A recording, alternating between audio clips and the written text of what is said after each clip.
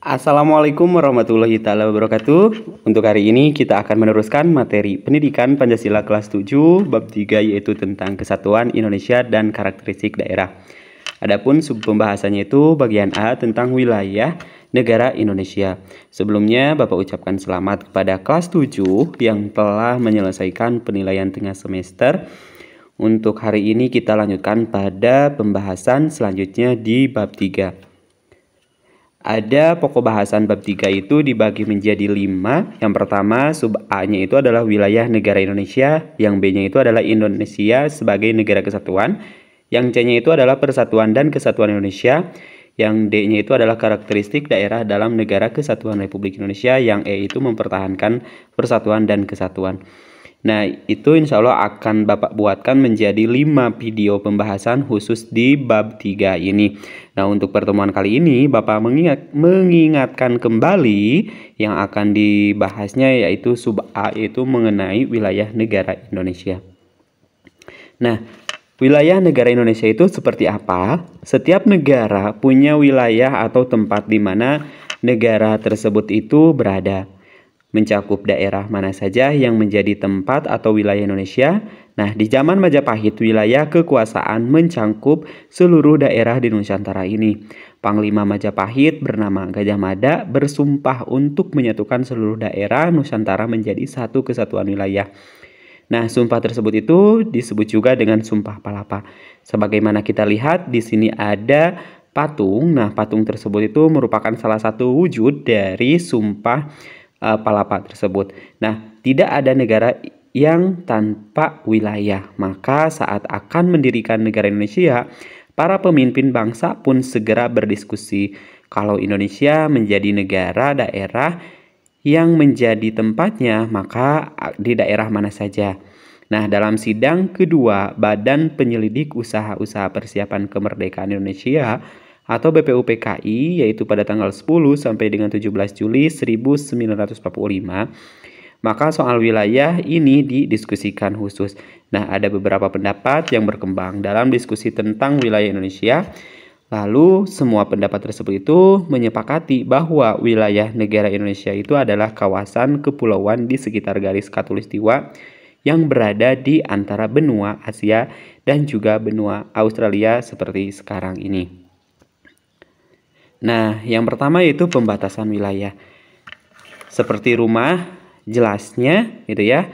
Seperti rumah yang jelas tempatnya, maka negara pun perlu tempat atau wilayah yang jelas. Karena itu, pada hari pertama dan kedua dalam sidang kedua BPUPK, tanggal 10 sampai dengan 11 Juli 1945, soal wilayah tersebut sudah dibahas atau didiskusikan. Nah, saat itu beberapa pemimpin memiliki pendapat berbeda soal daerah mana saja yang perlu menjadi wilayah Indonesia. Lalu yang pertama adalah berdasarkan Muhammad Yamin atau menurut Muhammad Yamin, salah satu pelopor gerakan Sumpah Pemuda mengusulkan agar wilayah Indonesia itu mencakup seluruh wilayah kesatuan pemerintahan Hindia Belanda yang mencakup Papua ditambah beberapa daerah lain seperti Timur Portugis yang sekarang itu menjadi negara Timur Leste, serta Borneo Utara dan juga Malaya. Lalu menurut Muhammad Yamin, sebagai pakar sejarah, beliau menyatakan bahwasanya sebagian wilayah di Papua dulu termasuk bagian dari Kesultanan Ternate. Hatta tidak setuju pandangan itu terhadap pandangan itu. Lalu wilayah Indonesia menurutnya tak perlu mencakup wilayah Papua, namun mencakup Borneo Utara dan Malaya. Yang ketiga yaitu menurut Soekarno, sependapat dengan Yamin, mengutip kitab Negara Kertagama yang ditulis Empu Prapanca sekitar tahun 1365, Soekarno menyebut wilayah kekuasaan Majapahit juga sampai ke daerah Papua. Karena itu, menurut Soekarno, wilayah Indonesia mencakup daerah-daerah dari Sumatera hingga Papua.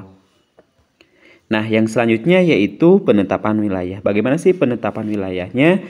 Nah, perbedaan pendapat tentang wilayah tersebut yang tadi yaitu menurut Soekarno, untuk yang Muhammad Yamin, ya. Perbedaan tersebut tentang wilayah terjadi dalam sidang BPUPK, Badan Persiapan Usaha Penyelidik Kemerdekaan. Badan Penyelidik Usaha Persiapan Kemerdekaan. Karena itu, Ketua BPUPK Raziman Widoyodiningrat lalu memutuskan melakukan pengumutan suara untuk menetapkan wilayah negara Indonesia. Maka ada 3 pilihan yang harus ditentukan. Tentunya yang pertama yaitu seluruh Hindia Belanda. Jadi penetapan wilayah Indonesia itu yang pertama seluruh Hindia Belanda. Yang kedua yaitu seluruh Hindia Belanda ditambah dengan Malaya, Borneo Utara, Timur, dan juga Papua. Adapun yang ketiga yaitu seluruh Hindia ditambah Malaya dan juga Borneo Utara. Nah, yang selanjutnya seluruh peserta sidang itu diminta untuk memilih 3 pilihan tersebut. Dari seluruh peserta sidang sebanyak 19 orang peserta memilih pilihan pertama. Lalu sebanyak 39 orang peserta setuju pilihan kedua dan 6 orang peserta memilih pilihan yang ketiga.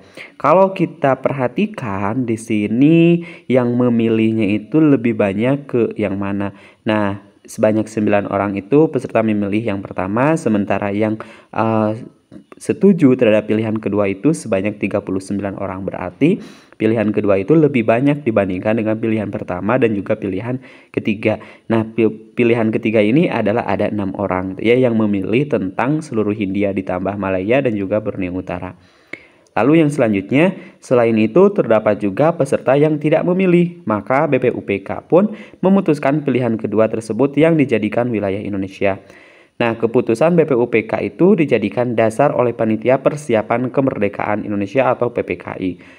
Dalam penetapan wilayah Indonesia, maka selanjutnya Malaya dan Borneo Utara yang dikuasai Inggris memutuskan untuk menjadi negara sendiri, sehingga menjadi negara Malaysia, Brunei, dan juga Singapura yang sekarang kita kenal. Begitu pula Timur Leste, begitu pula Timur Timur yang dikuasai Portugis yang kini menjadi negara Timur Leste. Nah, wilayah Indonesia pun mencakup Papua hingga Sumatera seperti saat ini. Jadi itu adalah penetapan wilayah, di mana penetapan wilayah negara Indonesia itu ditetapkan pada sidang BPUPK ya. Nah, pada sidang BPUPK itu ada 3 pilihan, di mana 3 pilihan tentang penetapan wilayah negara Indonesia itu yang pertama adalah seluruh Hindia Belanda, yang kedua seluruh Hindia Belanda ditambah dengan Malaya, Borneo Utara, Timur, dan juga Papua, dan yang ketiga adalah seluruh Hindia ditambah Malaya dan juga Borneo Utara. Sementara banyak suara yang memilih yaitu pada pilihan kedua, di mana pilihan kedua ini suaranya itu sebanyak 39 orang, berarti otomatis memutuskan mengambil suara terbanyak ya. Jadi suara terbanyak itu berkaitan dengan pilihan yang kedua, bahwasanya pilihan kedua itu adalah seluruh Hindia Belanda ditambah Malaya, Borneo Utara, Timur, dan juga Papua. Nah, untuk pertemuan kali ini kita dicukupkan sampai di sini dulu. Sampai jumpa di pembahasan selanjutnya. Bapak akhiri, assalamualaikum warahmatullahi wabarakatuh.